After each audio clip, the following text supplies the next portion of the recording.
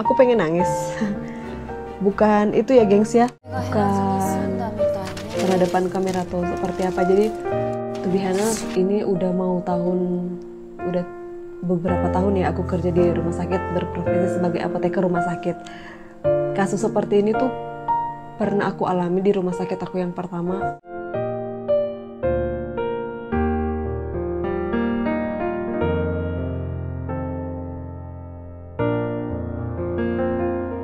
Halo guys, welcome back to my YouTube channel Maria Novilia. Nah, ini video yang cukup berbeda karena di video kali ini aku mau bikin reaction. Sekedar informasi teman-teman, beberapa hari kemarin, pokoknya di minggu-minggu ini lagi trending banget nih di dunia farmasi akan adanya salah satu drama, tapi bukan drama Korea, kali ini drama Jepang. Di drama Jepang itu dia menceritakan tentang seorang apoteker yang bekerja di rumah sakit. Nah, di video kali ini kita akan compare.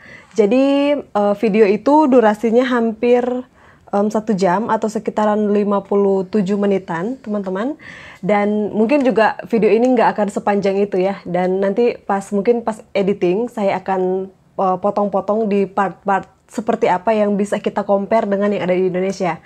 Nah, jadi tujuan dari video ini kita akan lihat lewat drama Jepang ini teman-teman kita sebagai sejawat apoteker yang ada di Jepang itu melakukan seperti apa, dan kita akan compare ya ke rumah sakit yang ada di Indonesia berdasarkan pengalaman saja. Oke, so buat teman-teman, jika ini adalah video pertama yang kalian tonton dari channel aku, welcome, saya Maria Novilia dan akan ada updatean video baru setiap minggunya.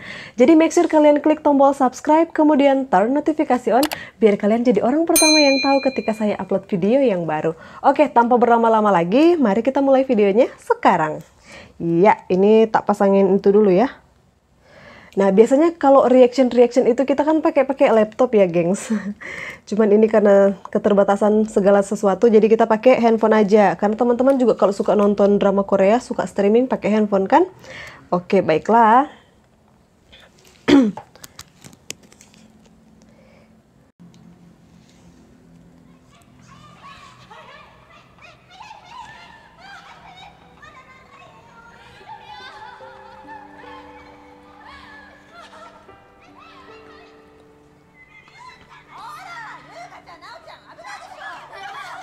Oh, insulin ya. Oke. Oh, ini di instalasi farmasi ini ceritanya. Adrenalin.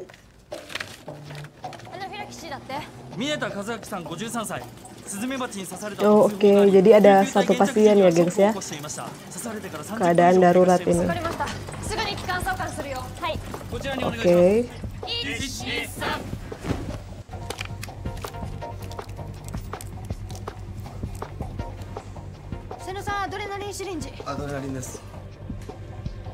Ya, oke, aku pause sampai di sini dulu, gengs.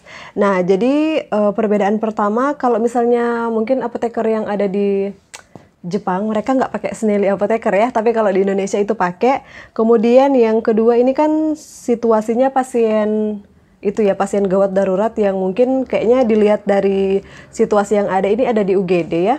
Kemudian itu yang pakai baju warna biru itu biasanya dokter-dokter yang jaga di IGD. Jadi kalau misalnya ada situasi gawat darurat seperti ini atau misalnya kayak kode blue, itu biasanya para apoteker itu menyiapkan obat seperti itu, kayak adrenalin itu mereka siapkan, udah dimasukin ke suntikan itu ya. Nah, kemudian diserahkan kepada dokter. Oke, kita lanjut.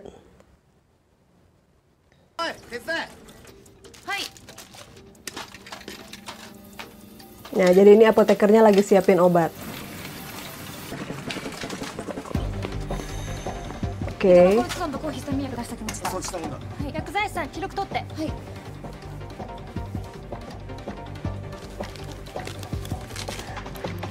Terlatih ya mecahin ampul.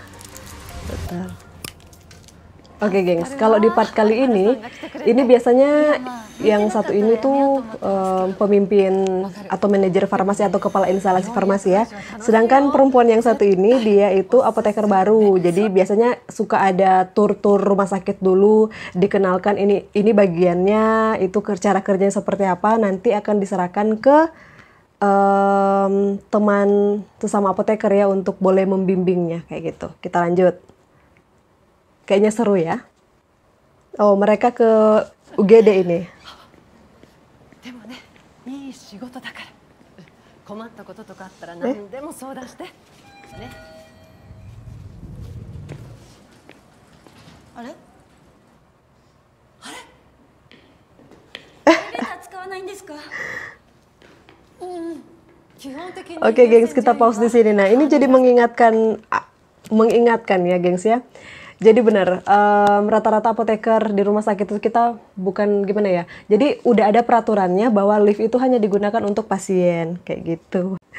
Tapi ya kadang ada dokter sama perawat. Kenapa? Karena mereka juga ikut sama pasien. Dan kebanyakan kita tuh para apoteker, ya itu ya, lewat tangga darurat ya. Ini nyata banget sih, benar-benar.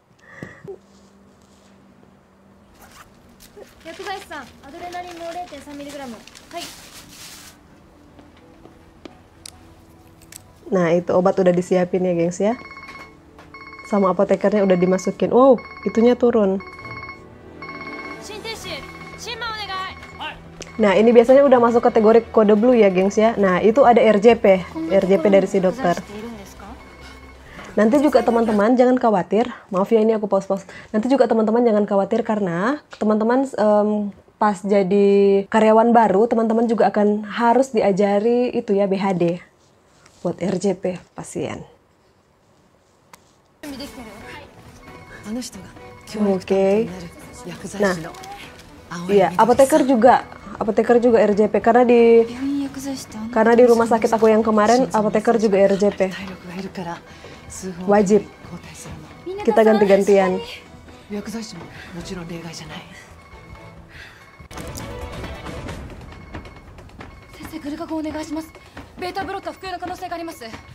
Oke. Jadi dia dapat obat yang penghambat beta, gengs.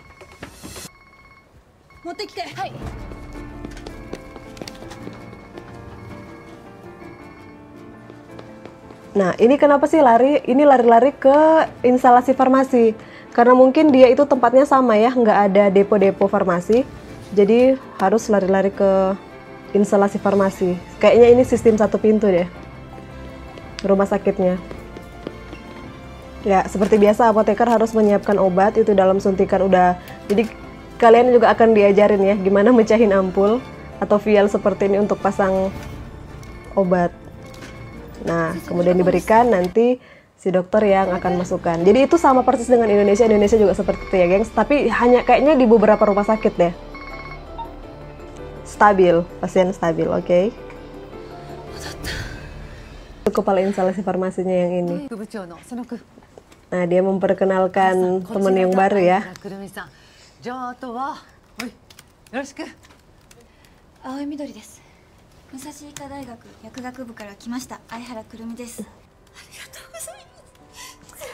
It's okay, gengs, karena pemandangan seperti ini akan sering banget kalian jumpai kalau kalian ada di rumah sakit. Even ya maksudnya kalian yang menyelamatkannya, tapi ya begitulah.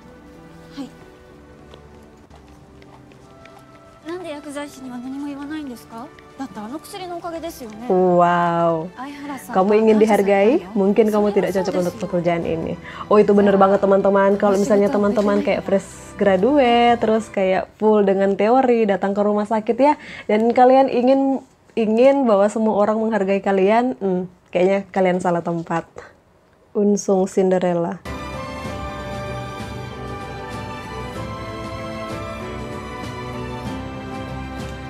Jadi ini ceritanya apoteker senior sama itu ya, apoteker baru. Nah, ini nurse station.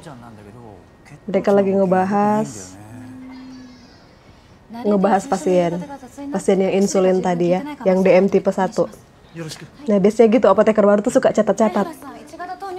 Kayaknya si Aoi Midori ini atau siapalah ini orangnya, apotekernya ini, Apoteker Aoi ini dia kayaknya farmasi klinis deh. Soalnya jalan-jalan ke rumah sakit. Oke, dia ketemu dengan pasien-pasien ya. Aoi. Ya, oke, aku stop sampai sini. Gengs, jadi kita itu mungkin nggak tahu ya. Apakah di kuliahan itu kita dapat ilmu-ilmu seperti ini. Jadi kita harus melakukan pendekatan. Kayaknya dapat deh. Kita harus melakukan pendekatan dengan pasien ya, biar pasien itu merasa kalau kita itu teman, partner gitu untuk penyembuhannya kayak gitu. Jadi bisa ada keterbukaan satu dengan yang lain. Oke, kita lanjut.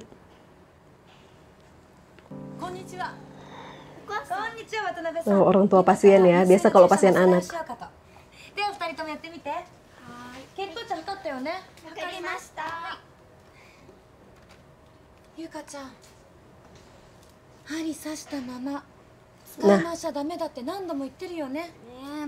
Oke, aku pause lagi sampai di sini, gengs.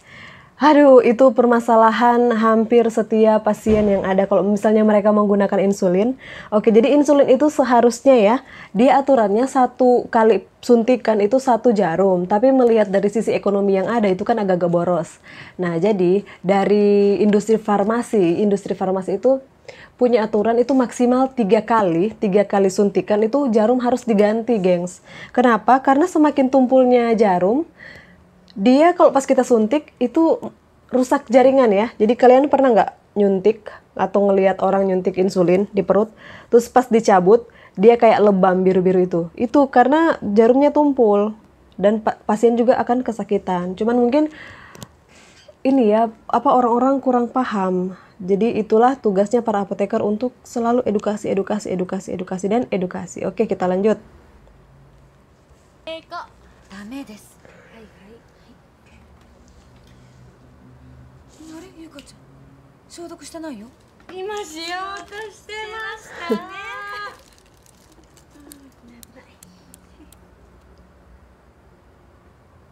Kenapa ini? Dia takut atau gimana ya?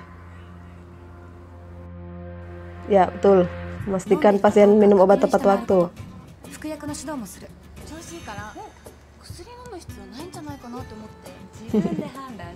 Ya, teman-teman juga akan menemukan banyak banget pasien dengan tipe seperti ini. Jadi mereka udah melakukan penilaian terhadap diri sendiri. Ya, aku kayaknya udah merasa baikan ya, kayaknya udah nggak butuh lagi minum obat itu. Kayaknya udah enakan di antibiotik itu, udah nggak perlu dilanjutkan. Nah, makanya bener ya kata si apoteker Midori ini, jangan bikin penilaian sendiri. Oke, kita lanjut.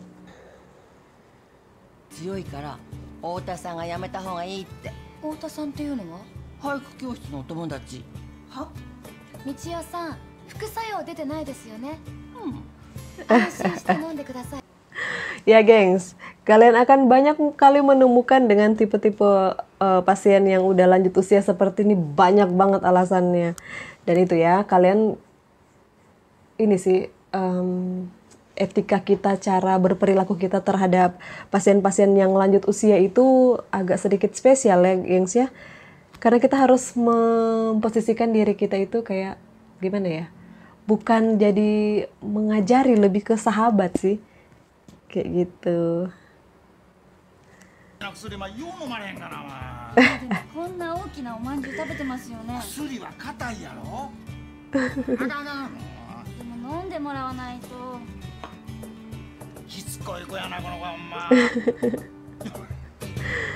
Iya, betul, gengs. Tapi banyak sih tipe-tipe orang yang aku juga banyak kali menemukan di sekeliling, pasien yang udah sekitaran 35 tahun, nggak bisa telan pil sekecil itu, gengs. Mereka nggak bisa. Dan tapi harus. Tapi ini, kembali lagi, kalau misalnya mereka nggak bisa, ya kita bikin puyer ya, gengs ya. Padahal kan itu lebih berasa ya kalau puyer. Tapi ya mau nggak mau, selama kamu di rumah sakit, kita harus memastikan bahwa pasien ini benar-benar minum obat, nggak dibuang obatnya. Oke, lanjut.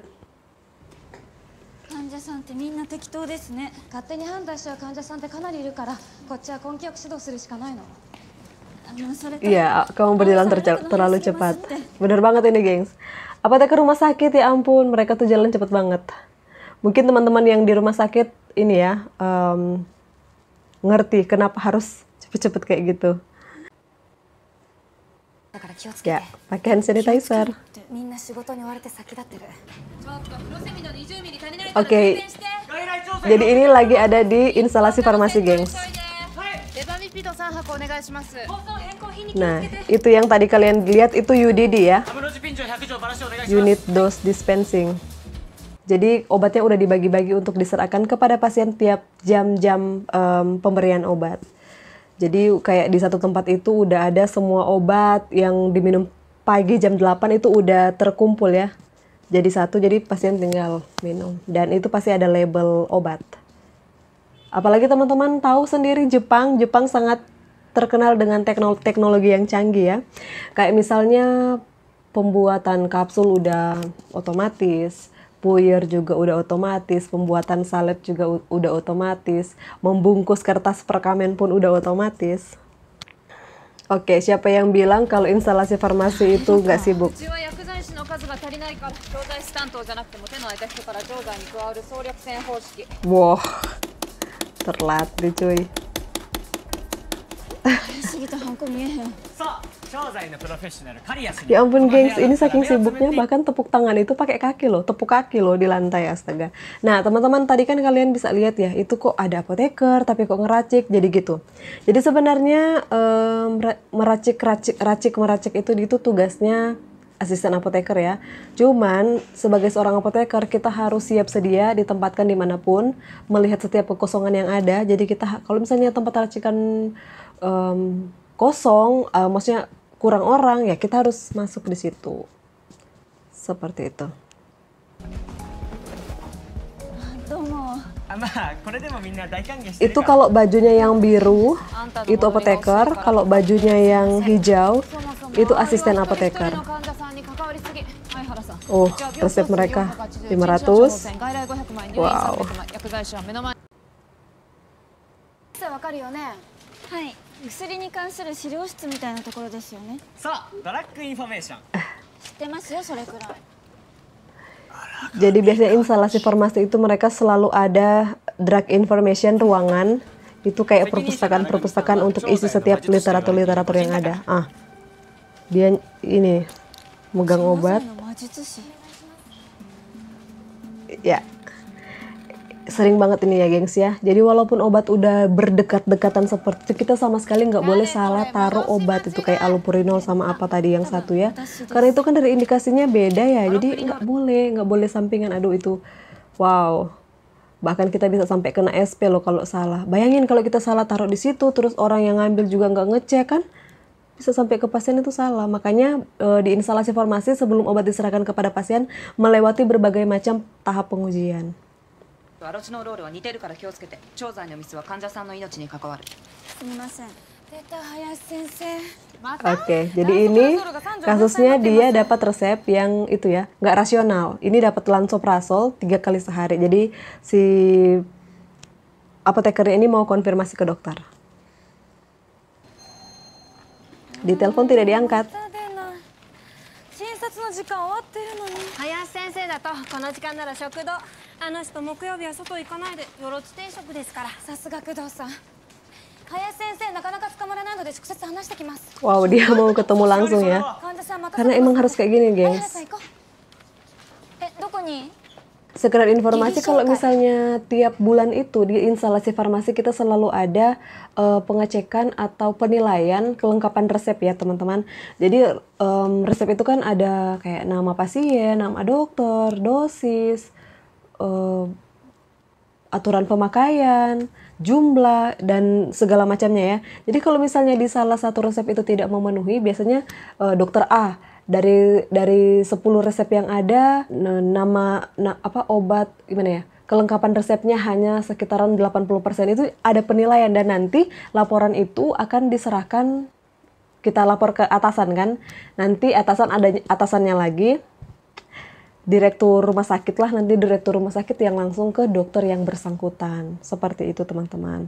Untuk ini dilaporkan kepada dokter yang bersangkutan. Bayangkan teman-teman, dari sekian banyak resep, kalau misalnya beberapa resep kadang suka lupa nulis jumlah, kayak ini aturan pakainya rancu, itu kan memperlambat ya, kasihan juga pasien yang menunggu. 矢島しおりさんの処方箋のことで。おいおいおい、こんなところで疑義紹介かける。患者さんお待たせしているので、胃潰瘍のためのランソプラゾールですけど、3錠分散出ていますが1錠分1じゃなくて大丈夫でしょうか？あのさ、そのくらいのことそっちで直しといてよ。 Iya betul. 処方は医師にしかできませんので。医者がいないと何にもできないんだよね、薬剤師っていうのは。Bukannya nggak boleh gimana ya gengs ya, karena kan resep itu ini udah ada ya, jadi udah ada aturan kalau misalnya tugas dokter, jobdesknya seperti ini, apoteker seperti ini, kalau kita mau melanggar itu kita kena hukuman. Jadi emang seperti itu, nggak bisa, maksudnya mau otak-atik resep tanpa persetujuan dokter, karena kan resep yang ditulis oleh dokter sendiri, seperti itu. Nah, kecuali sudah ada apa namanya persetujuan dari dokter, baru bisa apoteker untuk mengganti resep itu ya, resep dari dokter. Jadi harus ada persetujuan dari dokter, baru akhirnya si apoteker bisa mengganti resep. Wah, dia termasuk yang berani loh, bagus. Padahal marah ini. とにかく私たちは患者さんに正しい薬を渡すことができればそれでよし。薬剤師は Stretching. くっつかめない。 Oh, itu kakinya pegel. 30.000. Wow. Wow. Aku sih nggak sampai 30.000 langkah sih gengs. Yang pernah aku cobain kan itu di jam suka ada langkah-langkah kaki ya. Itu di atas 10.000. Tiap hari di atas 10.000 gengs. Jadi kenapa bisa langsing tapi betisnya gede? Karena itu jalan kaki. Tapi nggak apa-apa, sekalian olahraga kan. Ini bisa terjadi ya gengs ya. Aduh, biasanya karena kita itu crowded terus, jadi kadang suka ke skip makan. Biasanya kita makan itu selalu berganti-gantian. Kenapa ini? Apa jaga malam apa gimana? Kok cuman mereka berdua? Oke.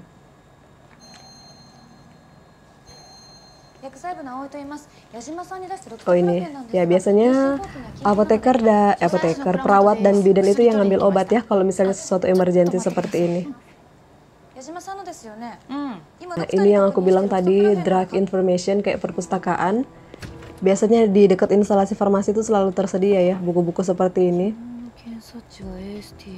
Karena kita harus ngecekin lagi.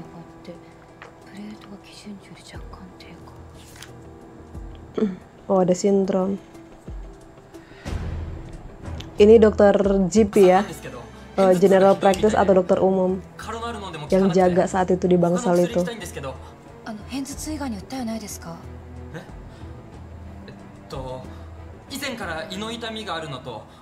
Nah, dokter Hayashi itu adalah dokter DPJP. Jadi, iya, jadi kayaknya ini shift malam deh.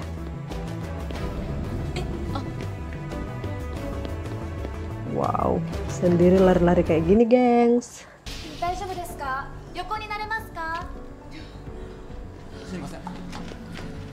Oke, ada pertanyaan. Apakah apoteker ngecekin tekanan darah?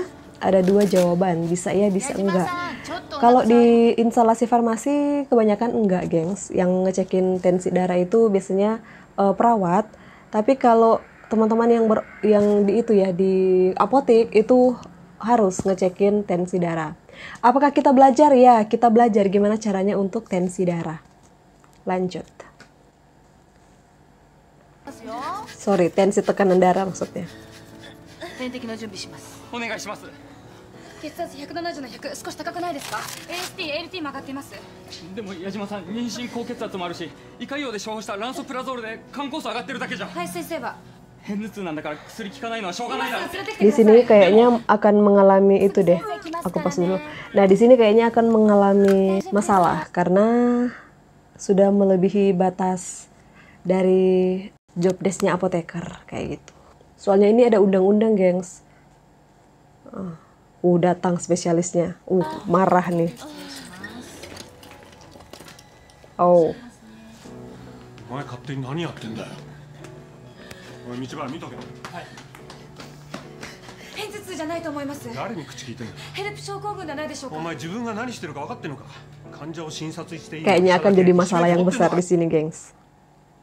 千葉、マグセント。はい。ありがとうございます。 Mungkin teman-teman yang kerja di rumah sakit merasakan dan tahu kenapa hal ini seperti ini ya. 採血しろ、検査する。はい。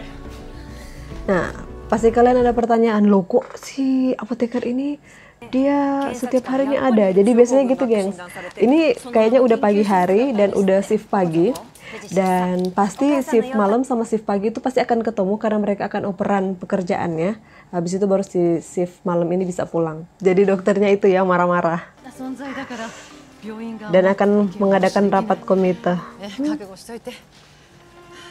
そんなのひどくないですか？わかる。でも安心して。もしもの時は私が守るから。半田部長。 Oke, mungkin kalian berpikir loh, kenapa si apoteker Aoi Midori yang bikin kesalahan kok kepala instalasinya yang kayak kebakaran jenggot ya? Ya benar, karena apoteker Midori ini kan anggotanya ya, gengs ya. Jadi kalau misalnya ada segala sesuatu yang terjadi, kepala instalasi juga turut bertanggung jawab. Ya, entahkah misalnya kalau kasusnya parah, bahkan mereka berdua itu bisa di-cut, bisa dipecat kayak gitu. Makanya kenapa kepala instalasinya kayak was-was. Sama dengan Indonesia sama. Oke, gengs, jadi mau ada sidang komite ya untuk kasus seperti ini. なんですあの人。七尾副部長は Oh, gugup. 渡辺直ちゃん。 Pertanyaan lagi, apakah sering ada pasien yang menghilang ya, gengs? Begitulah. Nah, makanya nggak tahu ya ini kalau rumah sakit di Jepang itu ada security nggak di setiap ruangan. Kalau misalnya di Indonesia itu selalu ada ya di beberapa rumah sakit. Terakhir rumah sakit yang aku praktek ini ada sih. Jadi si pasien yang keluar masuk pun itu akan ditanya mau kemana, harus ada yang nganterin kayak gitu. Dan kalau misalnya dia mau turun ke lantai berikutnya itu sama sekali nggak boleh. 患者を探してる？渡辺直ちゃんがいなくなっちゃって。この忙しい。 Itu Yudi dia, gengs ya. Ini puyer, wow, keren. Ini kayaknya pernah aku bikin video TikTok.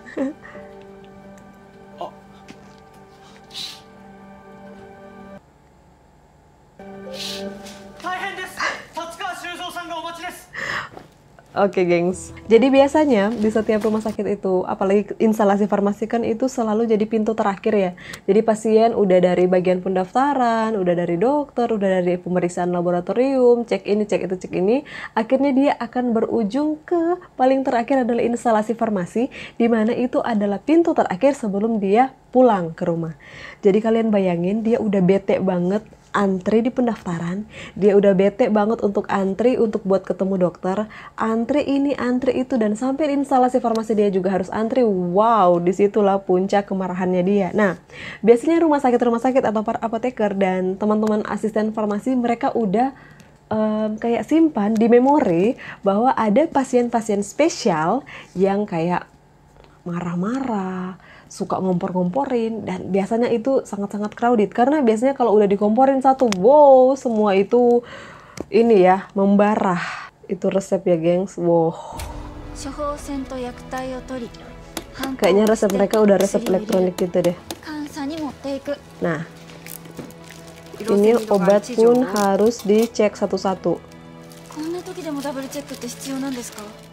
Dan apa sih yang dilakukan sama rumah sakit di Indonesia? Biasanya mereka bekerja sama dengan pihak ketiga seperti misalnya Halodoc untuk kirim-kirim obat. Jadi pasien nggak perlu ngantri lama di depan instalasi farmasi untuk menunggu obat karena obat mereka akan langsung dikirimkan ke alamat mereka yang sudah didaftarkan. Yang kedua, ada beberapa rumah sakit yang memanjakan pasien agar supaya mereka anteng ketika nunggu obat. Jadi misalnya kayak ya full AC, kemudian disediakan teh, kopi, cemilan, free, gratis. Kemudian suka dipasangkan layar-layar monitor kayak TV, diputarkan film-film, agar supaya pasien itu tujuannya anteng, nggak marah-marah ketika menunggu obat. Jadi sebenarnya banyak usaha-usaha yang dilakukan oleh rumah sakit di Indonesia agar supaya gimana caranya pasien ini itu ya nggak marah gitu, nggak naik tensinya ketika nunggu obat. Dan teman-teman kita juga di farmasi juga tetap kerjanya ini cepat karena ada indikator-indikator mutu dari cepat lambatnya si obat itu dilayani, resep obat ya dilayani. Wow, jadi sekarang ini adalah rapat komite yang itu ya, kalau kalian ingat tadi yang pasien hamil, aku jadi flashback. Oh my gosh, kayaknya kita harus nonton dulu deh, nanti abis ini baru aku cerita. 判断でマグセントを投与しようとしました。だよね、道場君。はい。このような越権行為を許していてはいずれ重大な医療事故につながりかねません。ここは厳しい処分を下し、今後の戒めにしておいた方がいいんじゃないでしょうか。 Kepala instalasi farmasi. まあでも、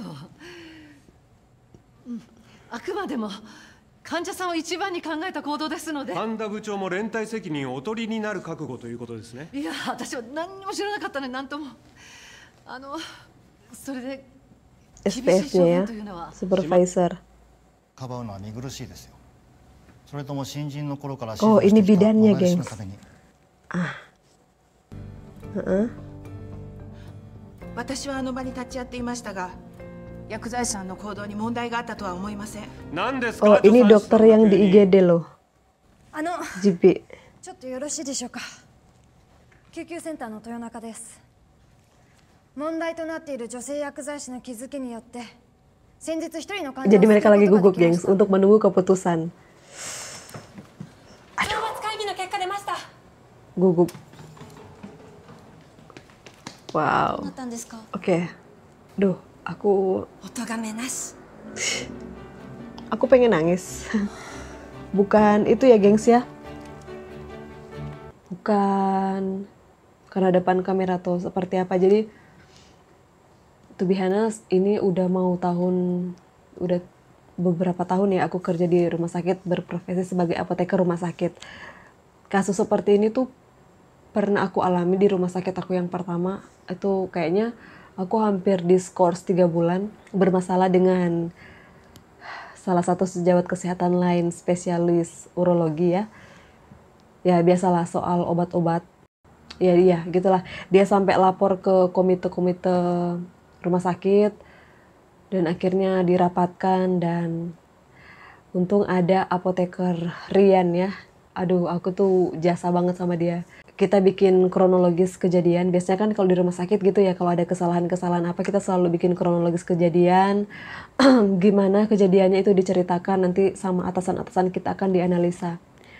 Dan itu pun apoteker Rian itu ya ngebantu, bahkan dari segala sumber yang ada.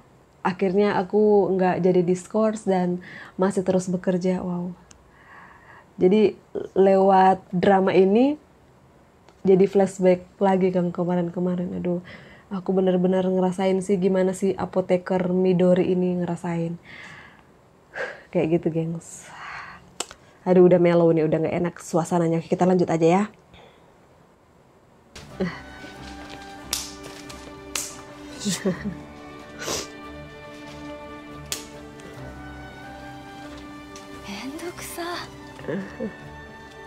Wow.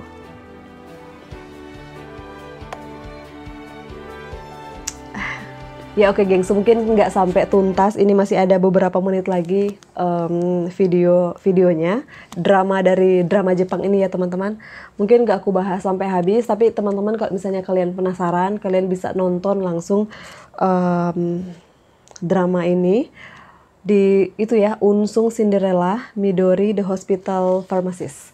Nah teman-teman, ini baru episode pertama. Kalau misalnya kalian suka aku ngebahas drama si Unsung Cinderella ini dan kita compare dengan yang terjadi di Indonesia, kalian boleh tinggalkan komentar di bawah. Aku nggak tahu ini konten yang baru buat aku untuk ngebahas seperti ngebahas video-video reaction seperti ini ya gengs ya, karena aku dikasih ide sama beberapa apoteker dan juga teman-teman sejawat kesehatan yang lain. Ayo dong, kan udah ada itu ya, udah ada dramanya apoteker, kita compare nih kalau apoteker yang terjadi di Jepang lewat drama ini seperti itu, bagaimana dengan Indonesia.